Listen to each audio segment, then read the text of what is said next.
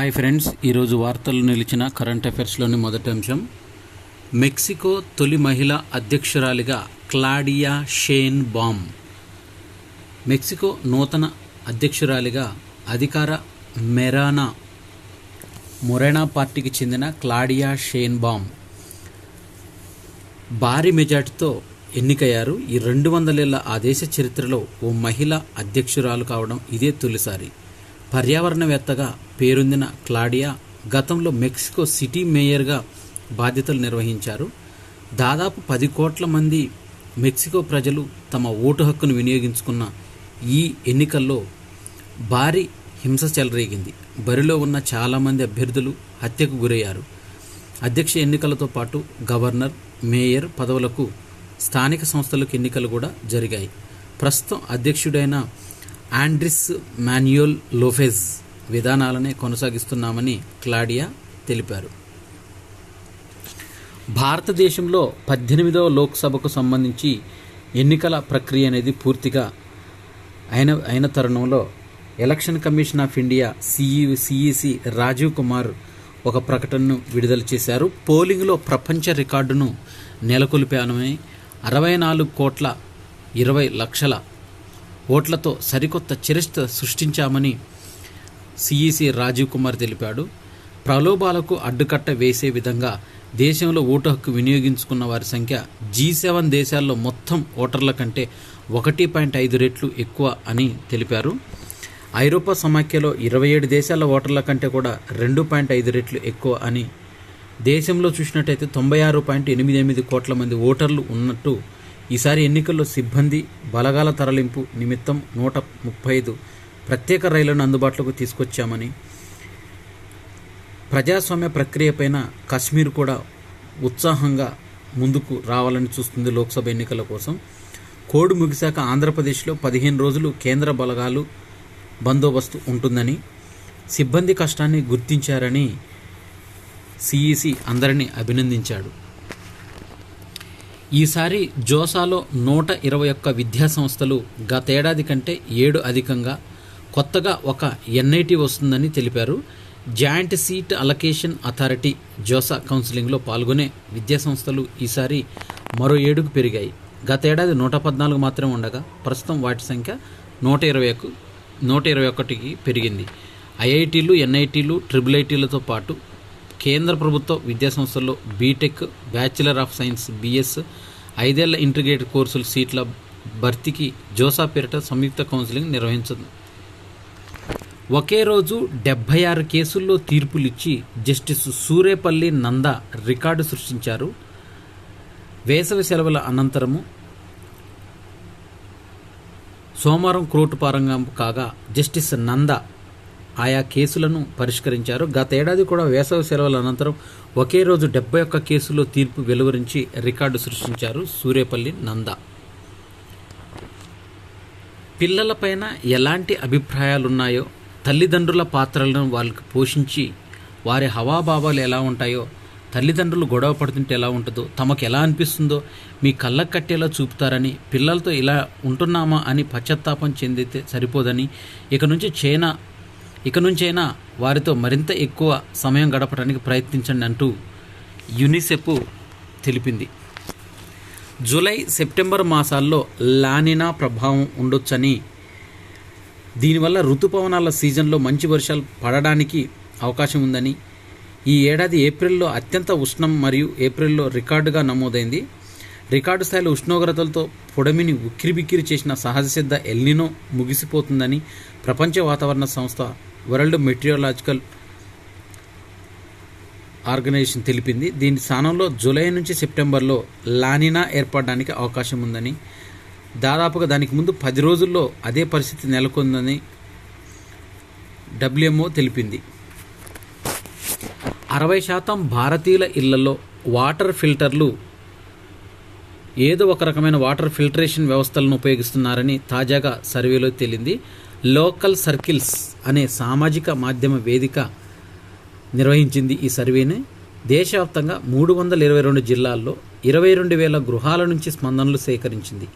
ఇందులో వెల్లడైన అంశాలు చూసినట్టయితే స్థానిక సంస్థల నుంచి తాగడానికి తగ్గ నాణ్యత కలిగిన నీటిని అందుకుంటున్నట్లు 4% కుటుంబాలు చెప్పాయి. సర్వేలో పాల్గొన్న కుటుంబాల్లో 60% ఏదో రకమైన ఆధునిక ఫిల్టరేషన్ వ్యవస్థను కలిగి ఉన్నారు. 2022లో తాగడానికి తగ్గ నాణ్యత కలిగిన నీటిని స్థానిక సంస్థల నుంచి అందుకుంటున్నది 2%. తాగడానికి, వంటకు ఉపయోగించే నీటిని ఎలా శుద్ధి చేసుకుంటామని ప్రశ్నించినప్పుడు ఆర్ఓ వ్యవస్థను వాడుతున్నట్లు తెలిపారు. తమకు అందే నీరు స్వచ్ఛంగా ఉన్నందువల్ల శుద్ధి చేసుకోవాల్సిన అవసరం లేదని తెలిపారు. పైపుల ద్వారా స్థానిక సంస్థలు సరఫరా చేస్తున్న నీటి నాణ్యతపైన దాదాపు 50% మంది అసంతృప్తి వ్యక్తం చేశారు. బ్రహ్మోస్ మాజీ ఇంజనీర్ నిశాంత్కు జీవిత ఖైదు వేశారు. పాకిస్తాన్కు రహస్యాలు చేరవేసిన కేసులో మహారాష్ట్ర కోర్టు తీర్పిచ్చింది.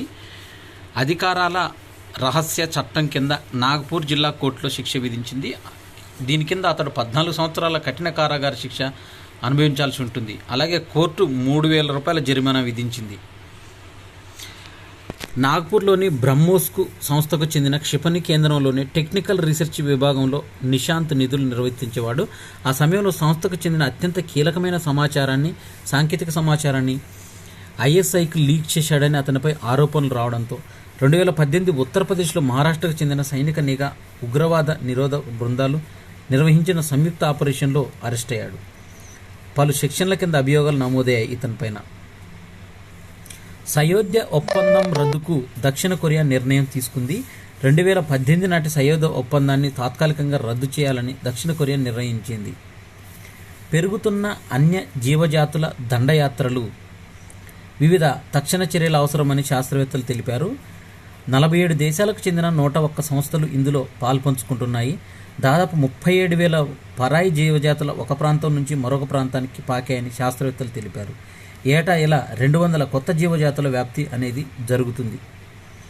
ఇరాన్ అధ్యక్ష రేసులో పార్లమెంటు స్పీకర్ మహమ్మద్ బాగేర్ గాలీ బఫ్ నిలిచారు.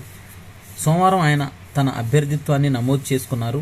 ఇరాన్ సైన్యంలో కీలక భాగమైన రెవల్యూషనరీ గార్డ్స్తో బగేర్ సత్సంబంధాలున్నాయి. హెలికాప్టర్ ప్రమాదంలో అధ్యక్షుడు ఇబ్రహీం రైసీ మృతి చెందడంతో ఈ అధ్యక్ష ఎన్నికలు అనివార్యమయ్యాయి. కొన్ని రోజుల క్రితం ఇరాన్ మాజీ అధ్యక్షుడైన అహ్మద్ నెజాదీ కూడా నామినేషన్ వేశారు. 9 ఓట్ల తేడాతో 98% ఓటర్లతో వారు లోక్సభ ఎన్నికల్లో రికార్డులు నమోదయ్యాయి. పీవీ పేరిట గిన్నిస్ రికార్డు నమోదైంది. దానిని చెరిపేసిన ప్రీతం ముండే. తెరపైన తొలి ప్రధాన ఎన్నికల కమిషనర్ జీవితము. Rocket boys, Dangal, Chennai express లాంటి విజయవంతమైన చిత్రాలను ప్రేక్షకులు అందించిన బాలీవుడ్ నిర్మాత సిద్ధార్థ్ రాయ్ కపూర్ ఆయన సొంత నిర్మాణ సంస్థ రాయ్ కపూర్ ఫిల్మ్స్ పతాకంపైన ఎన్నో చిత్రాలను అభిమానులు అలరించారు. దేశంలో 1951-52లో మొదటి సాధారణ ఎన్నికలు జరగడంలో కీలక పాత్ర పోషించిన ఎన్నికల కమిషనర్ పేరు సుకుమార్ సేన్. మొట్టమొదటి ఎన్నికల కమిషనర్ సుకుమార్ సేన్. ఇతని వ్యక్తిగత జీవితంలో చరిత్రలో ముఖ్యమైనది. భారత ప్రజాస్వామ్య చరిత్ర రూపొందించడంలో ముఖ్య భూమిక పోషించిన మన జాతీయ హీరోల్లో ఒకరైన సుకుమార్ సేన్ అద్భుతమైన కథను ప్రాణం పోయడం ఎంతో గౌరవంగా అనిపించిందని తెలిపారు. సూచీలకు అత్యధికంగా ఒకే రోజు లాభాలు మోగింది. 2,507 పాయింట్లతో దూసుకెళ్లిన సెన్సెక్స్ ఒకే రోజు మదుపర్లకు 13.78 లక్షల కోట్ల లాభం. బాంబే స్టాక్ ఎక్స్చేంజ్ కంపెనీల మార్కెట్ విలువలు 425.92 లక్షల కోట్లకు చేరింది. నోట్ల రద్దు తర్వాత వచ్చిన కొత్త 2,000 రూపాయల నోట్ అనేది ప్రజల వద్దకు వదిలిన తర్వాత బ్యాంకు మళ్ళీ ఉపసంహరించుకున్న నేపథ్యంలో ప్రజల వద్ద ఉన్న 2,000 నోట్లలో 97.82% తిరిగి బ్యాంకింగ్ వ్యవస్థలోకి వచ్చేసాయని RBI Reserve Bank of India సోమవారం వెల్లడించింది. ప్రజల వద్ద ఇంకా 7,755 కోట్ల విలువైన 2,000 నోట్లు మిగిలి ఉన్నాయని పేర్కొంది. 2022 మే 19న ఆర్బీఐ 2,000 నోట్లను వ్యవస్థను ఉపసంహరించుకున్న తర్వాత అప్పటికే చలామణిలో ఉన్న 2,000 నోట్ల విలువలు 3,56 లక్షలుగా ఉండేది. ఈ ఏడాది మే 31 నాటికి 7,755 కోట్లకు పరిమితమైంది. విమానయాన సంస్థల్లో ఆర్టిఫిషియల్ ఇంటెలిజెన్స్ హవా కొనసాగుతుంది. కస్టమర్ సర్వీస్ ఏజెంట్లపైన తగ్గుతున్న పనిభారం ప్రయాణికులకు వేగంగా స్పందనలు తెలియజేస్తుంది. Air India, IndiGo, Akasa Airs అనేవి ఈ ఆర్టిఫిషియల్ ఇంటెలిజెన్స్ వ్యవస్థను ఉపయోగించుకుంటున్నాయి. ఆర్థిక రంగంలోకి అదానీ గ్రూపు ప్రవేశించింది. ఐసిఐసిఐ బ్యాంక్తో కలిపి కో బ్రాండెడ్ క్రెడిట్ కార్డును ఆవిష్కరిస్తుంది. దీనికి సంబంధించిన గ్రూప్నకు చెందిన అదానీ వన్ యాప్ వినియోగిస్తున్నట్లు టికెట్లు బుక్ చేసుకునేందుకు, విమాన స్థితిని తెలుసుకునేందుకు, విమానాశ్రయాల్లో లాంజ్లోకి ప్రవేశించేందుకు, సుంకం రహిత ఉత్పత్తులు, షాపింగ్తో పాటు క్యాబ్లు, పార్కింగ్ వంటి సదుపాయం కూడా వినియోగించుకుందుకు సహాయం చేస్తుంది. ICAI institute of cost accountants of India హైదరాబాద్కు చాప్టర్కు నూతన మేనేజింగ్ కమిటీని ఎన్నుకున్నారు. 2024-25 విద్యా సంవత్సరానికి ఈ కమిటీ బాధ్యతలు నిర్వహిస్తుంది. డాక్టర్ లావణ్య ఖండూరి చైర్పర్సన్గా ఎన్నికయ్యారు.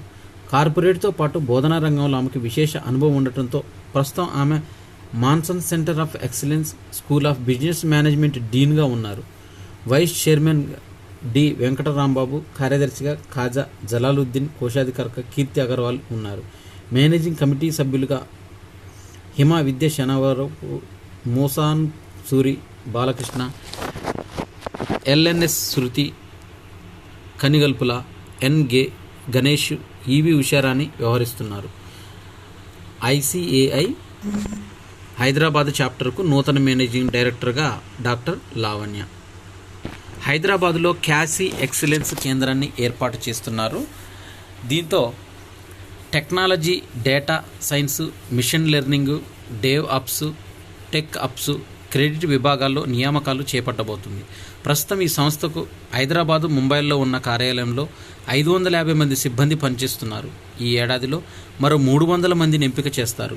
ఇందులో హైదరాబాదులో ఏర్పాటు చేసిన ఎక్సలెన్స్ సెంటర్ కోసం 150 మందిని కేటాయించినట్లు ఈ సంస్థ వెల్లడించింది.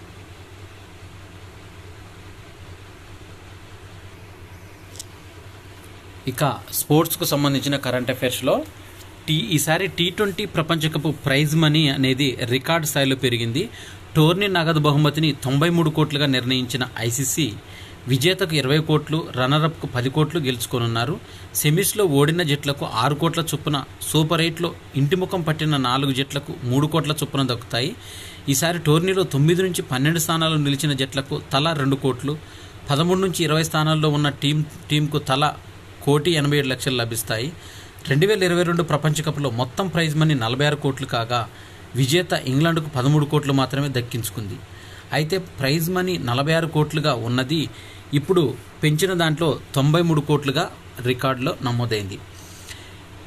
క్రికెట్కు జాదవ్ వీడ్కోలు పలుకుతున్నాడు. భారత క్రికెట్ మాజీ ఆటగాడు కేదార్ జాదవ్ 4 ఏళ్ల క్రితం చివరిగా టీమిండియాకు ఆడిన ఆయన 39 ఏళ్ల మిడిల్ ఆర్డర్ బ్యాటర్ సోమవారం రిటైర్మెంట్ ప్రకటించాడు. కెరీర్ ఆశాంతం ఎంతో మద్దతుగా నిలిచిన ఆయనకి కృతజ్ఞతలు తెలిపారు. మధ్యాహ్నం 3 గంటల నుంచి రిటైర్ అయినట్లు భావించండి అని 2020లో మహేంద్ర సింగ్ ధోని మాదిరిగానే జాదవ్ ట్వీట్ చేశాడు. బజరంగ్ పైన సస్పెన్షన్ అనేది ఎత్తివేశారు. రెజ్లర్ జాతీయ డోపింగ్ నిరోధక సంస్థ క్రమశిక్షణా సంఘం ఈ డోపింగ్ నిబంధనల ఉల్లంఘనకు సంబంధించి అభియోగాలు మోపుతున్నట్లు పేర్కొన్నట్లు రెజ్లర్ నాడా నోటీసు జారీ చేసేందువరకు సస్పెన్షన్ ఉపసంహరించినట్లు పేర్కొన్నారు. 2023లో తన నమూనాలను సేకరించిన గడువు ముగిసిన కిట్ పంపడంతో తాను అడిగిన ప్రశ్నకు నాడా ఎందుకు సమాధానం చెప్పలేదని బజరంగ్ డిమాండ్ చేశారు. టీమిండియా స్పిన్నర్ రవిచంద్రన్ అశ్విన్ ఆత్మకథ ఐ హ్యావ్ ద స్ట్రీట్స్ ఏ కుట్టి క్రికెట్ స్టోరీ ఈ నెల 10న విడుదల కానుంది. నా కథను పంచుకోవడానికి సంతోషిస్తున్న ఈ పుస్తకం ఎంతోమంది వర్ధమాన క్రికెట్లకు స్ఫూర్తినిస్తుందని ఆశిస్తున్నా అని అశ్విన్ తెలిపారు. అయితే అశ్విన్ బాల్యంలో అనారోగ్యంతో పడ్డ ఇబ్బందులు, అతని మధ్యతరగతి కుటుంబం నుంచి లభించిన మద్దతు, క్రికెట్ అంటే పడి చచ్చే ప్రాంతంలో పెరగడంతో అతను పొందిన ఆనందం తదితర ఆసక్తికర అంశాల గురించి పుస్తకంలో వివరించారు. ఈ ఆత్మకథ పేరు ఐ హ్యావ్ ద స్ట్రీట్స్ ఏ కుట్టి క్రికెట్ స్టోరీ. ఇది టీమిండియా స్పిన్నర్ రవిచంద్రన్ అశ్విన్ ఆత్మకథ పేరు.